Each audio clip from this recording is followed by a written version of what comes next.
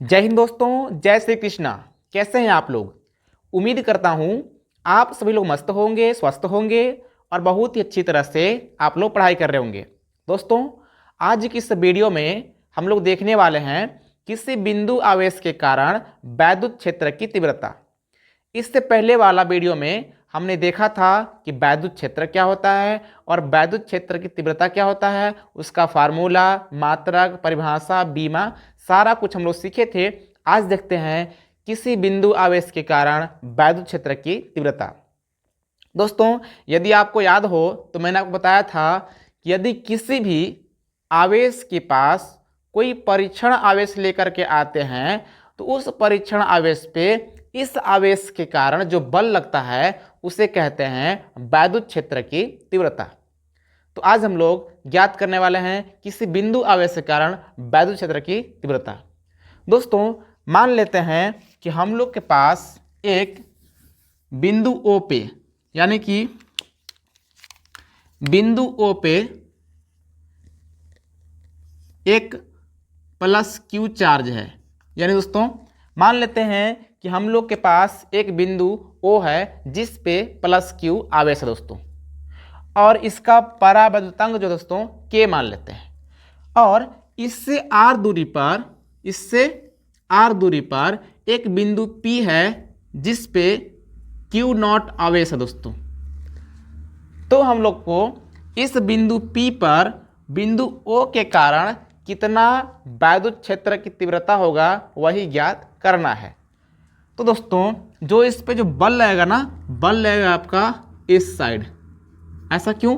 क्योंकि दोस्तों जो P पर बल लगेगा वो होगा प्रतिकर्षण बल, क्योंकि जो Q नॉट होता है दोस्तों ये धनात्मक होता है।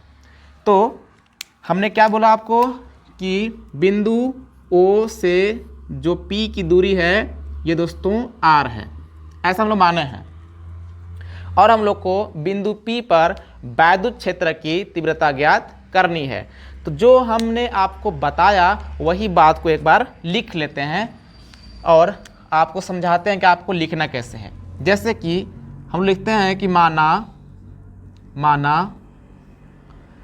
प्लस Q आवेश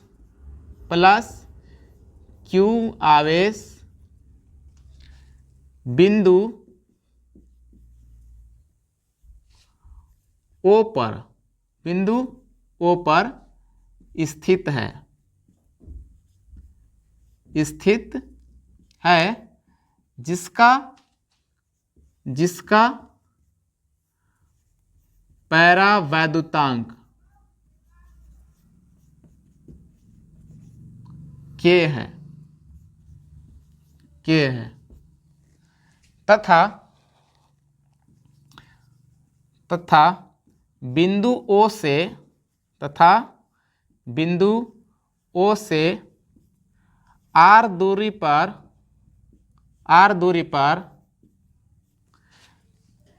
बिंदु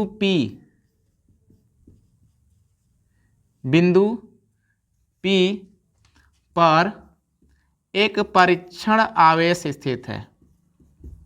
एक परीक्षण आवेश स्थित है जिस पर हमें वैद्युत क्षेत्र की तीव्रता ज्ञात करनी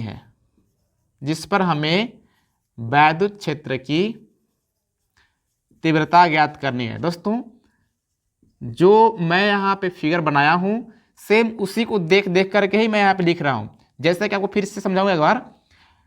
वैद्युत क्षेत्र की तीव्रता ज्ञात करनी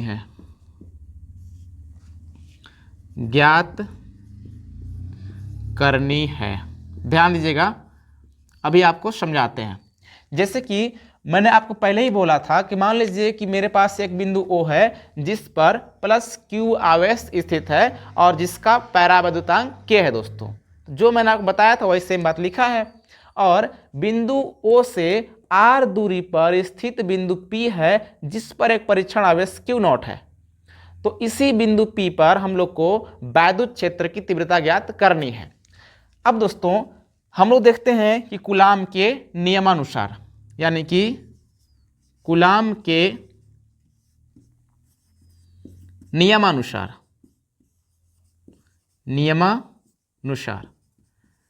आपको पता है कि जब हम लोग कूलाम के नियम पढ़े थे तो वहाँ पे बल का सूत्र होता था F बराबर 1/4πε0।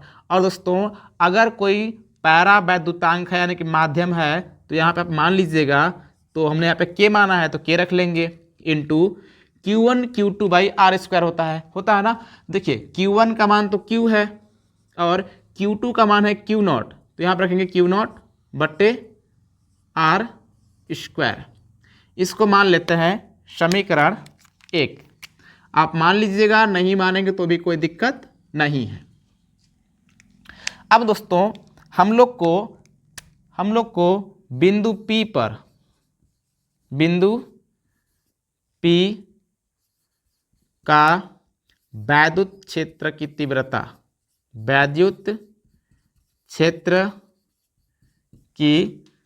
तीव्रता ज्ञात करनी है। तीव्रता आप लिख लीजिए, ज्ञात करनी है, और नहीं भी लिखें तो कोई दिक्कत नहीं है।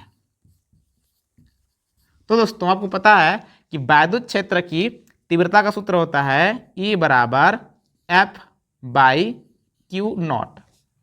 अब समझिएगा कि हम लोग को यहाँ से F का मान पहले से ही पता है, तो जो यहाँ पे F है हम लोग F की जगह पर F का वैल्यू पुट कर देंगे, यानी कि E बराबर F के जगह पे 1/4πε0K और Q1 Q0 और बट्टे आर स्क्वायर रखेंगे, और दोस्तों सबके बट्टे में ये वाला Q0 कर देंगे।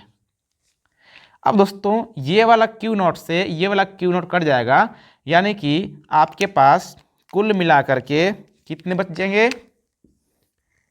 E बराबर 1/4πε0K और इंटू Q/r² बचेगा। चूंकि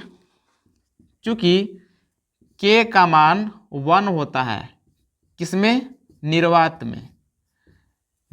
में K का मान 1 होता है। अगर हम लोग यहाँ पे K का मान 1 रख देंगे तो फार्मूला मिल जाएगा E = 1/4πε0 और Q/r²।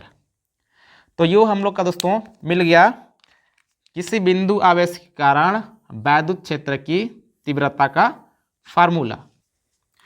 तो दोस्तों उम्मीद करता हूं कि ये आपको किसी बिंदु आवेश के कारण वैद्युत क्षेत्र की तीव्रता बहुत ही अच्छी तरह से समझ में आई है।